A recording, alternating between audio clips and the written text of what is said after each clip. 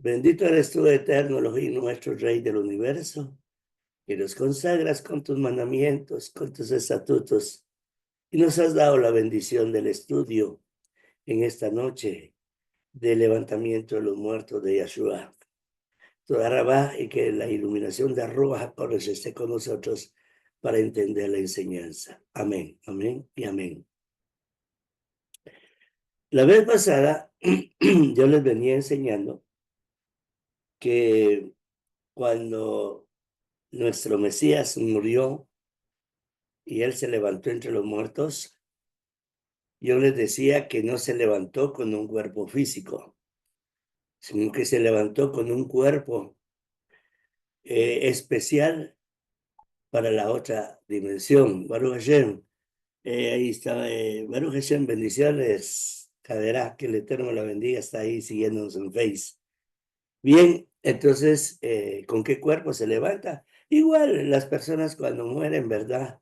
Y se levantan con un cuerpo que ya no es este se va al sepulcro, este se queda, se vuelve tierra. Y entonces, pero el alma es la que sale, pero el alma le colocan un cuerpo celestial, un cuerpo de la otra dimensión para poder vivir en la otra dimensión. Con este cuerpo no se puede vivir en la otra dimensión. ¿Por qué? Porque este cuerpo está diseñado de parte del Eterno para vivir aquí en la tierra. Igual nosotros, si fuéramos a vivir a la luna con este cuerpo, tampoco podríamos vivir allá, porque allá no hay oxígeno, allá este cuerpo no está diseñado para vivir fuera del planeta Tierra. Entonces aquí el cuerpo, cuando la muerte para nosotros es, si hablamos así físicamente, diríamos, es la separación del alma y del cuerpo, pero el cuerpo se va al sepulcro y el alma, pues lógicamente le colocan un nuevo cuerpo y entonces yo puedo enseñarles qué pasa después, pero ese no es el curso de hoy. Pero entonces tenemos que comprender que nuestro Rebbe Yahshua se levanta con un cuerpo diferente al cuerpo físico. Por eso le dijo a Tomás, si mal no recuerdo, que metiera su mano en su costado para que él se dé cuenta que realmente um, él era, pues, ¿verdad? Y su cuerpo era diferente, lo que sí podía hacer era que él se transfiguraba, o sea, él se podía mostrar, tenía la semijá, tenía la autoridad de parte del Eterno para mostrarse a quien él quisiera, porque no se le mostró a toda la gente, solo se le mostró a sus discípulos y a algunas personas que él consideró mostrarse con algún objetivo, ¿verdad? Lógicamente, en el Eterno todo trae un objetivo. Entonces, fusionando estas enseñanzas, que Él se manifestó al tercer día. O sea, que su manifestación fue al tercer día. Porque si creemos, como se interpretaba antes, cuando yo les decía, fui profesor de teología, entonces, como se interpretaba antes de que Él se levantó, se resucitó, y le decía la vez pasada también que la palabra resurrección se refiere a un dios griego pagano y que lo colocaron en la Biblia como resurrección, pero no. Lo correcto es decir que se levantó de entre los muertos, porque decir que resucitó seguimos la línea mental del paganismo que colocaron en las Biblias los traductores estos nombres paganos. Usted lo puede investigar en internet, ¿verdad? Ahí están las palabras que colocaron de dioses griegos, digamos, Gracia, la que era la nuera de Zeus, Gloria, Evangelina, que de ahí sacaron Evangelium, así, resurrección, Buenaventura, la diosa Buenaventura, cuando él dice las bienaventuranzas, son palabras paganas que colocaron los traductores de Mishneh Mashiach, por eso nosotros evitamos decir estas palabras y colocamos cabalmente la palabra que es. Por ejemplo, nosotros, si decimos, queremos mencionar la palabra gracia, mencionamos la palabra bondad o misericordia, que, bueno, podría decir alguien que es lo mismo. Sin embargo, léxicamente, etimológicamente, nos vamos en nuestro pensamiento a los dioses de la mitología griega. Bien, entonces él se manifestó al tercer día. Al tercer día él se manifestó. Ahora bien, ¿por qué al tercer día? Yo lo podría explicar cabalísticamente, ¿verdad? Como yo les he enseñado, que en la Torá, cuando se interpreta Torá, los números son muy importantes para poder entender. Hay una forma de interpretar la Torá, si mal no recuerdo, creo que es el Adbash o Albash, o la gematria, en fin. Pero, entonces, ¿por qué el tercer día? Tiene su explicación de manera de manera mística, de manera cabalista. Sin embargo, les decía, estaríamos aquí explicando y surgirían muchas dudas, porque cuando uno enseña los parámetros hebreos, la gente entra a una duda, le soluciona la duda, después le surgen dos, tres más dudas. Ustedes saben cómo es esto cuando las personas empiezan a aprender la Torá bajo la proyección hebrea. Ahora, la proyección griega es la que nos dice, inclusive la proyección griega nos dice que él murió el viernes a las 3 de la tarde, que fue clavado en el madero y que se levantó el día domingo. Por eso cambiaron el día de reposo. Ahora es el domingo porque se conmemora la resurrección de él. Pero eso no es tan real porque siempre existen las dudas o la confusión, diría yo así, que si se cree que él murió a las 3 de la tarde el viernes, no se cumple la palabra que él dijo, que iba a estar 3 días y 3 noches en el vientre de la tierra, para él se iba a manifestar al tercer día. Entonces, así lo creen. Entonces, cuando él fue tomado arriba, sí, era porque llevaba un cuerpo diferente, un cuerpo para entrar a la otra dimensión. Con este cuerpo no podemos entrar a la otra dimensión. Por eso es que el Eterno, cuando la gente muere, le deja de funcionar un órgano del cuerpo, el cuerpo deja de ser funcional para el alma, ya no puede el alma estar en el cuerpo porque el cuerpo es inerte, el cuerpo se muere, entonces el cuerpo torna a la tierra, lógicamente, y el alma y el rúa torna el alma a la otra dimensión. ¿Sí? Bien. Entonces yo he venido explicando que nuestro Mashiach fue clavado en el madero un miércoles a las 3 de la tarde.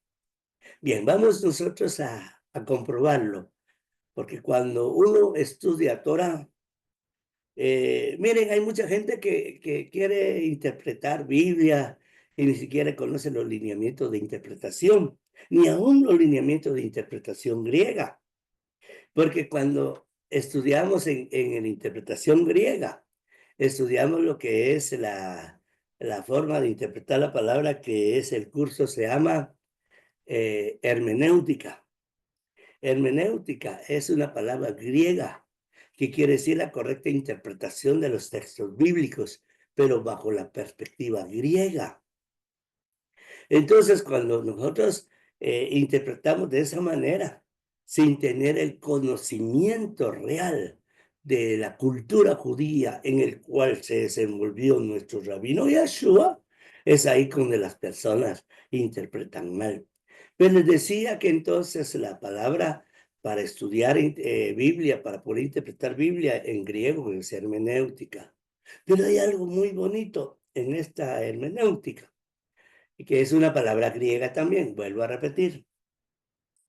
Y esta hermenéutica, Jabrín y Karim, hay una regla, diríamos así, dice que no hay que sacar el texto de su contexto. Esa es una regla hermenéutica.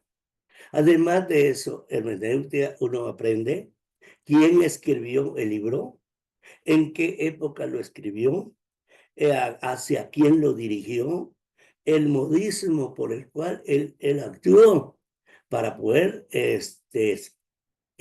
interpretar el libro. Entonces, muchos inclusive saben, estudian hermenéutica, y la hermenéutica les enseña que, por ejemplo, el escritor era judío. Por ejemplo, si hablamos de Rab Shaul, o sea, el mal llamado apóstol Pablo, Si el escritor era judío, entonces tenemos que conocer el modismo judío para poder entender qué fue lo que él escribió o bajo qué perspectiva lo escribió. Pero la mayoría interpreta la Biblia bajo el principio griego y por eso es que no pueden darse cuenta. Entonces existen evidencia para interpretar. La evidencia interna, como les decía la vez pasada, la evidencia interna es cuando aplicamos cómo interpretar la Torá bajo el principio hebreo. Y existe la evidencia externa de la Biblia, o sea, cuando ya entramos a sucesos históricos, la época, quién gobernaba en la época, eso son evidencia externa. Y la evidencia externa tiene que ir de la mano con la evidencia interna. Además, también de aplicar lo que es la astronomía, arqueología, antropología, etcétera, etcétera. Entonces, eso se requiere un estudio. Entonces, no cualquier persona hará una Biblia y la va a querer interpretar como pasa cabalmente bajo el principio griego, porque en el principio griego difiere al pensamiento hebreo, porque el pensamiento griego inclusive, cuando yo fui director de una escuela de teología, decían, muchas personas decían, mire, ¿para qué yo voy a ir a estudiar? ¿Verdad? ¿Para qué voy a estudiar si a mí el Espíritu Santo me lo revela? Mire, ese es un gran error. Y inclusive la vez pasada yo les enseñaba cuál era la función del Ruach HaKodesh realmente, que lo tradujeron como Espíritu Santo. Entonces sí tiene su función para que comprendamos. Pero en el concepto hebreo, no es de que el Ruach HaKodesh me lo revele, que el Espíritu Santo me lo revele. En el principio hebreo somos objetivos. Aquí no existe aquella expresión créalo por fe. No. Aquí todo es comprobable, todo es objetivo. Así que no hay vuelta de hoja en el hebreo. ¿Y por qué explico esto? Para que vayamos comprendiendo el por qué Yeshua murió el miércoles a las 3 de la tarde.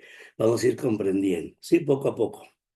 Entonces él, al tercer día, se manifestó a sus discípulos. ¿Mm? Y él, pero se le manifestó, ¿cuándo se le manifestó a sus discípulos?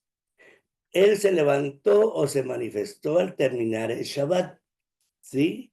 Empezó él a ejercer su función, su objetivo de que vieran que él realmente no estaba en el sepulcro, sino que él estaba fuera del sepulcro, lógicamente con otro cuerpo, pero que se dieran cuenta realmente, de que sí, uno al morirse se levanta entre los muertos y con un cuerpo diferente, lógicamente. Entonces, ahí hay una enseñanza inclusive que no la voy a tocar hoy tampoco. Bien, entonces él se manifestó a sus discípulos, o sea, que ahí dijeron se levantó entre los muertos al tercer día. No, él no se levantó entre los muertos al tercer día, como yo les explicaba anteriormente, que cuando uno se muere, realmente el alma se desprende del cuerpo en ese momento y entonces es vestido con otro cuerpo. Y ese otro cuerpo es para vivir en la otra dimensión. ¿Cuándo entonces al tercer día se va a levantar uno? No, porque el alma ya no va en el cuerpo, en el sepulcro, porque el alma es un alma pura y no puede estar contaminada en un cuerpo inerte, menos durante 3 días. Es ilógico pensarlo. Entonces él se manifestó al tercer día. Como ya lo expliqué, cuando él dijo, les voy a dar una señal, la señal de Yoná, que Yoná estuvo en el vientre del gran pez, que también ahí dicen que era Leviatán. No, perdón, Leviatán en hebreo es ballena. Sí, perdón. Entonces, Yoná estuvo en el vientre del gran pez 3 días y 3 noches hasta que se manifestó al tercer día.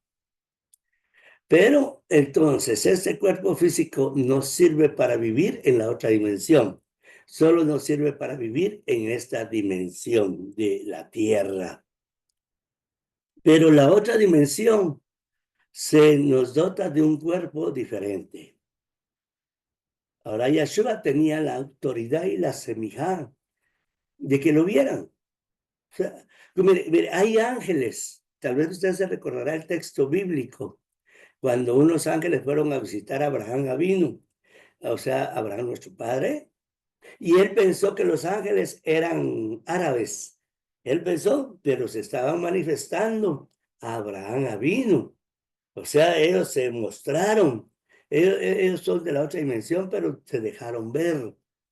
Igual con nuestro Mashiach Yeshua.